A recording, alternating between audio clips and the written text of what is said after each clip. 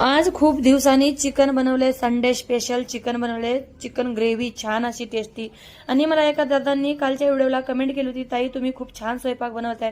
Thank you दादा तुमचा मनापासून. तुम्ही असं छान छान कमेंट करत जा. मला तुमचे कमेंट वाचून मला खूप छान असं व्हिडिओ काढायला अजून जास्त चांगलं वाटतंय. आणि मी असं तुमचे कमेंट वाचून वाचून छान छान व्हिडिओ बनवत जाईन. तुमचा सपोर्ट सगळ्यांचा मला असंच राहू द्या. आणि मनापासून आभार तुमचं सगळ्यांचं. आणि बघा मी आलेली दुसऱ्या घरी बनवले मस्त अशी चिकन ग्रेव्ही 4 लोकांसाठी. खूप छान असं आणि थिक ग्रेव्ही अशी मस्त. आणि मसाला डोसा बनवायसाठी मसाला डोसाचा मसाला बनवून दिलेला आहे. 4 लोकांचं पीठ मिळून दिलेलं आहे मी इथं. आणि खूप छान असं किचन क्लीन करून मी निघाले तिसऱ्या घरी बनवले मस्त असे गोबीचे पराठे छान असे. दोन पराठे बनवलेले. एकटाच भैयांसाठी नाश्ता बनवायचं होतं.